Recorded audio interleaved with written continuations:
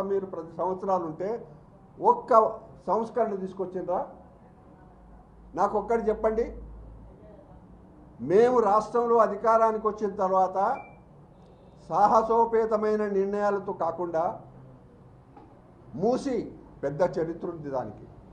1908 నుంచి ఇక్కడ వరదలు వస్తే 15,000 మంది మానవ నష్టమైంది, లక్షల కోట్ల రూపాయల నష్టమైంది.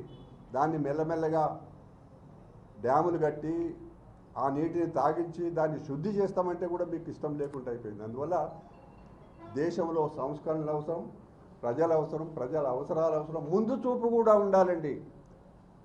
నేను ఇవాళ ఎన్నికలు అయిపోగానే ఇంక మళ్ళీ 5 సంవత్సరాలు నేను ఇట్లా అధికారంలో ఉన్నా అనే ధోరణి ఏ పార్టీలలో ఉంటుందో వాళ్ళు దేశానికి చేయలేరు, రాష్ట్రానికి చేయలేరు.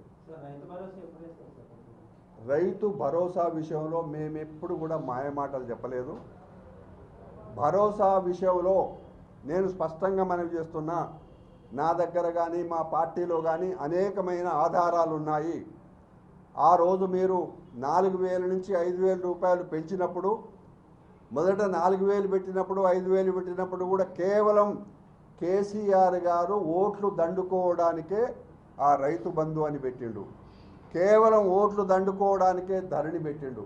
ఈ రెండు కూడా రైతాంగం అంతా కూడా మోసపోయి నమ్మి ఆనాడు అధికారానికి తీసుకొస్తే పూర్తిగా ఈరోజు లక్షల మంది తమ భూములు తమకు రాక రోడ్డున పడ్డారు. కాబట్టి మేము రేపు రాబోయే పంట కాలానికి అర్హులైన వాళ్ళకే ఇవ్వాలనే దానికి మేము అన్ని విధాల అన్ని రకాల క్షేత్రస్థాయిలో సర్వేలు జరుగుతున్నాయి.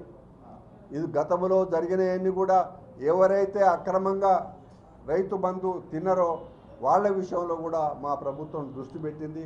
ఒక్క చిన్న పైస కూడా ప్రజాసొమ్ము ఎక్కడ కూడా దుర్వినియోగం జరగదు. మేమిచ్చిన ఆర్థిక పరంగా రైతుకిచ్చే అన్ని హామీలు కూడా నెరవేరుస్తాం. ఇది రాబోయే ప్రొక్యూర్మెంట్ కాలంలో కూడా సన్నోట్లకు మేము 500 రూపాయలను ఇవన్నీ కూడా చేసుకుంటూ పోతాం. మేము ఎక్కడ ఒక గంట ఆలస్యం అవుతుండొచ్చు, కానీ మేము సంవత్సరాలు మాత్రం మేము పొడిగిస్తాం. ధరణి దాదాపుగా అయిపోయింది. మేము కమిటీ ఇచ్చిన దాంట్లో కంపెనీ విదేశీ కంపెనీ, దానికి అనుభవం లేని కంపెనీ, దివాలా తీసిన కంపెనీకి మీరు రాష్ట్రంలో ఉండే ప్రజానీకం భూమి హక్కులన్నీ కూడా ఆ కంపెనీకి దారాదత్తం చేయడము. ఆ రోజు పిసిసి ప్రెసిడెంట్గా ఉన్న రేవంత్ రెడ్డి గారు చాలా కోపంగా ఆ రోజు ధరణి రద్దు చేస్తామనే మాట మాట్లాడిన దాంట్లో యథార్థమని తేలింది. దాని విషయంలో ఎంక్వైరీ జరిగిన తర్వాత నిన్ననే అది పూర్తి వివరాలు మినిస్టర్ గారు రేపో మాపో చెప్తారు. కంపెనీ కూడా మార్పిడి జరిగింది. ఒక కొత్త ఎన్ఐసికి బాధ్యత